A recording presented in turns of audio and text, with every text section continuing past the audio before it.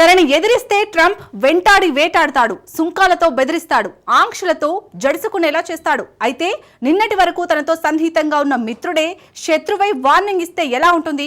Elon Musk ప్రారంభించిన American పార్టీలా ఉంటుంది. అవును, బిగ్ బ్యూటిఫుల్ బిల్ ఆమోదం పొందితే తాను అమెరికా పార్టీని ప్రారంభిస్తానని ట్రంప్కు మస్క్ వార్నింగ్ ఇచ్చాడు. అనుకున్నట్టే ఇప్పుడు పార్టీని ప్రారంభించాడు. అయితే అమెరికాలో మూడో పార్టీకి చోటు ఉందా? గతంలో మూడో పార్టీ ఏదైనా సక్సెస్ అయిందా? ట్రంప్ను ఎదిరించి మస్క్ రాణించగలడా? అసలు మూడో పార్టీతో ఇలాన్ మస్క్ లక్ష్యం ఏంటి? అమెరికాలో తాజా రాజకీయాలపై వాచ్ స్టోరీ.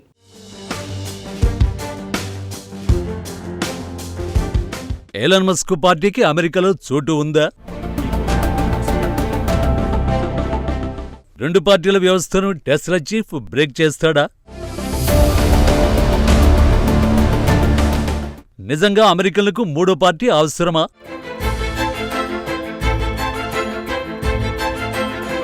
అమెరికా సంపన్నుడు ఇలాన్ మస్క్కు భారీ ప్రయోగాలు చేయడం కొత్తేమీ కాదు. తొలుత టెస్లా పేరుతో ఎలక్ట్రిక్ కార్లు తీసుకొచ్చాడు. స్పేస్ ఎక్స్ ప్రైవేట్ అంతరిక్ష ప్రయాణాలకు నాంది పలికాడు. ఆ తర్వాత ఎక్స్తో సోషల్ మీడియాలోకి ఎంట్రీ ఇచ్చాడు. తాజాగా టెస్లా బాస్ అమెరికా ప్రజాస్వామ్యం పేరుతో మరో కొత్త ప్రతిష్టాత్మక ప్రాజెక్టు ప్రారంభించాడు. ఇప్పుడు మస్క్ పాలిటిక్స్ లోకి ఎంట్రీ ఇస్తున్నాడు. ఇప్పుడు అతడు 160 ఏళ్ల అమెరికా సంప్రదాయాన్ని సవాల్ చేస్తున్నాడు. దశాబ్దాల అమెరికా సంప్రదాయాన్ని ఎలా సవాల్ చేస్తున్నాడు అంటే, అమెరికా పార్టీని మస్క్ తాజాగా ప్రారంభించాడు. వృధా ఖర్చులు, అవినీతితో దేశాన్ని ముంచేసే వ్యవస్థకు తన పార్టీ ప్రత్యామ్నాయమని మస్క్ చెబుతున్నాడు. మనం ఒక పార్టీ వ్యవస్థలో ఉన్నామని, ప్రజాస్వామ్యంలో లేమని మస్క్ తెలిపాడు. అమెరికన్లకు స్వాతంత్ర్యాన్ని తిరిగిచ్చేందుకే అమెరికా పార్టీని ప్రారంభించినట్టు టెస్లా బాస్ స్పష్టం చేశాడు. చాలా మందికి తెలిసి ఉంటుంది, అమెరికాలో ప్రస్తుతం రెండు పార్టీల వ్యవస్థ కొనసాగుతోంది. ఒకవైపు డెమోక్రాట్లు, మరొక వైపు రిపబ్లికన్లు మాత్రమే ఉన్నారు. ఇవే ఈ రెండు రాజకీయ పార్టీలే ఉన్నాయి. అమెరికాలో ఎన్నికలు జరిగిన ప్రతిసారి అమెరికన్లు ఈ రెండు పార్టీలకే ఓటు వేయాల్సి ఉంటుంది. ఈ వ్యవస్థనే బద్దలు కొట్టాలని మస్క్ యోచిస్తున్నాడు. అందుకే మూడో పార్టీని తీసుకొస్తున్నాడు. మూడో పార్టీకి అమెరికాలో చట్టబద్ధత ఉందా? నిజంగానే అమెరికన్లకు మూడో రాజకీయ పార్టీ అవసరమా? ఈ పరిణామాలపై ట్రంప్ ఏమంటున్నాడు?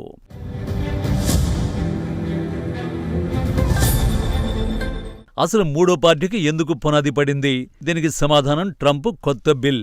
దీన్నే బిగ్ బ్యూటిఫుల్ బిల్ గా ట్రంప్ పిలుస్తున్నాడు. గత వారం ఈ బిల్లు చట్టసభలో ఆమోదం పొందింది. ఈ బిల్తో అమెరికా రుణభారం మరింత తీవ్రం కానుంది. ఈ బిల్లును ఇలాన్ మస్క్ తీవ్రంగా వ్యతిరేకిస్తున్నాడు. అయితే ట్రంప్ మాత్రం బిల్లుపై వెనక్కి తగ్గలేదు. ఈ రుణ బానిసత్వంతో విసిగిపోయామని మస్క్ విమర్శిస్తున్నాడు. ట్రంప్ తీసుకొచ్చిన కొత్త బిల్లును రుణ బానిసత్వంతో మస్క్ పోలుస్తున్నాడు. ఇక నుంచి అమెరికా ప్రజాస్వామ్య దేశం కాదని మస్క్ చెబుతున్నాడు. దేశంలో రెండు పార్టీల వ్యవస్థలు ఉండవన్నాడు. రెండు పార్టీలు ఉన్నా ఒకే తీరుగా వ్యవహరిస్తాయని టెస్లా బాస్ ఆరోపిస్తున్నాడు. అందుకే మస్క్ మూడో పార్టీ కావాలంటున్నాడు.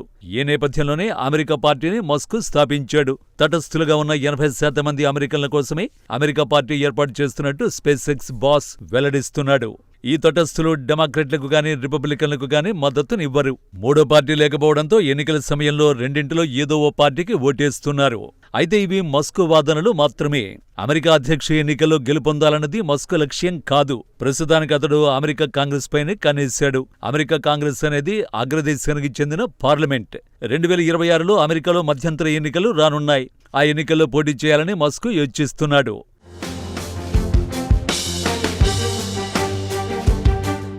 మధ్యంతర ఎన్నికల్లో మూడో పార్టీ అభ్యర్థులకు అవకాశం ఉంటుందని టెస్లా సీఈఓ యోచిస్తున్నాడు. దీన్ని బట్టి చూస్తే మస్క్ కింగ్ మేకర్ కావాలనుకుంటున్నాడు. అవకాశం దొరికితే కింగే అవ్వాలనుకుంటున్నాడు. అయితే అమెరికా పార్టీ గురించి డొనాల్డ్ ట్రంప్ ఏమనుకుంటున్నాడు?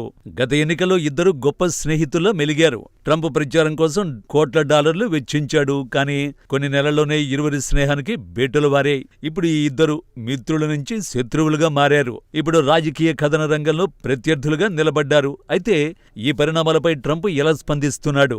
మస్క్ పై ట్రంప్ తనదైన శైలిలో చెలరేగిపోయాడు. మస్క్ను రైలు ప్రమాదంతో పోల్చాడు. టెస్లా సీఈఓ గాడి తప్పినట్టు విమర్శించాడు. మూడో పార్టీ వ్యవహారం హాస్యాస్పదమైనదిగా ట్రంప్ కొట్టిపాడేశాడు.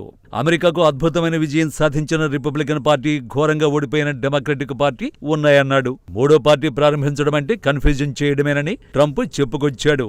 మూడో పార్టీ ప్రయోగం ఇప్పటివరకు సక్సెస్ అయిన దాఖలాలు లేవని అమెరికా అధ్యక్షుడు తేల్చేశాడు. దాంతో మస్క్ కాస్త ఆనందపడొచ్చని, అయితే మూడో పార్టీ మాత్రం హాస్యాస్పదమని ట్రంప్ స్పష్టంగా చెప్పాడు. అయితే అమెరికాలో మూడో పార్టీ గతంలో ఉందా అన్నది తెలుసుకోవలసిందే.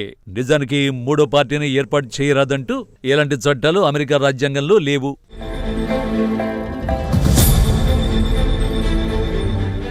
ఇన్ని పార్టీలు ఉండాలంటూ అమెరికా రాజ్యాంగంలో పరిధంటూ ఏమీ లేదు. నిజానికి ప్రస్తుతం అమెరికాలో మొత్తం 55 పార్టీలున్నాయి. కానీ వాటి గురించి ఎవరు పెద్దగా పట్టించుకోవడం లేదు. ఎందుకంటే ఆ పార్టీలకు ప్రస్తుతమున్న 2 ప్రధాన పార్టీలకు పెద్దగా తేడా ఏమీ లేదు. ఆయా పార్టీలకు తగినంత మద్దతు లేదు. అమెరికా రాజకీయాల్లో ఆయా పార్టీలు చురుగ్గా పాల్గొన్నదీ లేదు. 1912లో అధ్యక్ష ఎన్నికల్లో మూడో పార్టీకి చెందిన అభ్యర్థి విజయానికి ఒక్క మెట్టు దూరంలో ఆగిపోయాడు. అతడి పేరు థియోడర్ రూజ్వెల్ట్. ప్రోగ్రెసివ్ పార్టీ ఆధ్వర్యంలో అతడు అధ్యక్ష అభ్యర్థిగా పోటీ చేశాడు. ఈ ప్రోగ్రెసివ్ పార్టీని బుల్మూస్ పార్టీ అని కూడా అంటారు. సిట్టింగ్ అధ్యక్షుని వెనక్కి నెట్టి 2వ స్థానంలో రూజ్వెల్ట్ నిలిచాడు. అయితే డెమోక్రటిక్ పార్టీ అభ్యర్థి వుడ్రో విల్సన్ చేతిలో రూజ్వెల్ట్ ఓడిపోయాడు. ఇది 1912 ఎన్నికల్లో జరిగింది. ఆ తర్వాత 1922లో రాస్ పెరో అనే టెక్సస్ కి చెందిన కోటీశ్వరుడు అధ్యక్ష ఎన్నికల్లో పోటీ చేశాడు.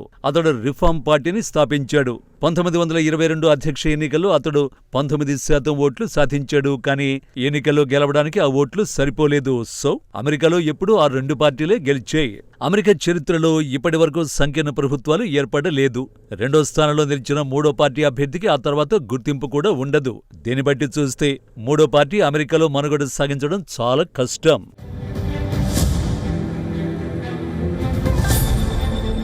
కానీ మూడో పార్టీలు మరో రకమైన విజయాన్ని నమోదు చేస్తాయి. ముఖ్యంగా మూడో పార్టీలు చర్చకు తావిస్తున్నాయి. 1890లోని పాపులిస్ట్ పార్టీని తీసుకోండి. ఆ పార్టీ అధ్యక్ష ఎన్నికల్లో గెలవలేదు. కానీ సెనేటర్లను ప్రత్యక్షంగా ఎన్నుకోవాలన్న ఆ పార్టీ ఆలోచనలు చివరికి చట్టంగా మారాయి. అలాగే 20వ శతాబ్దం ప్రారంభంలో సోషలిస్టు పార్టీ ఏర్పడింది.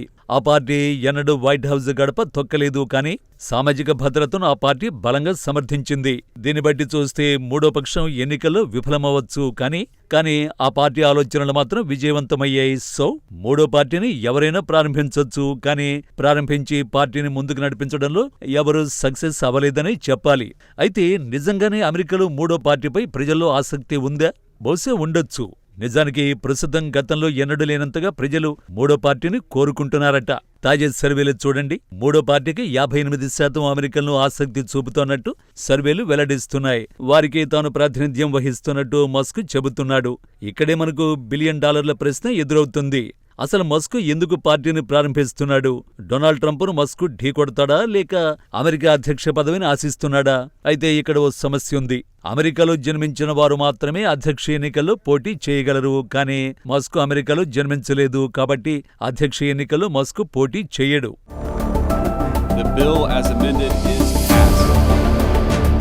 కానీ అమెరికా అధ్యక్షుడు ఎవరో మస్క్ డిసైడ్ చేయగలడు.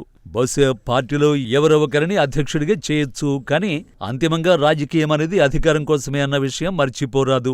ఇక్కడే ట్రంప్కు సమానంగా మస్క్ కనిపిస్తాడు. అమెరికాకు తిరిగి స్వాతంత్ర్యం కల్పిస్తామని ఒకరు చెబుతున్నారు. అమెరికన్ల స్వాతంత్ర్యాన్ని కాపాడుతామని మరొకరు చెబుతున్నారు. వేర్వేరు పదాలను ఉపయోగిస్తున్నా ఇద్దరు ఒకే ఆట ఆడుతున్నారు. ఎలాన్ మస్క్ అమెరికా అధ్యక్ష ఎన్నికల్లో పోటీ చేయలేకపోవచ్చు. కానీ బహుశా ఈ రేసును హైజాక్ చేయాలని మస్క్ ప్లాన్ చేసి ఉండొచ్చు.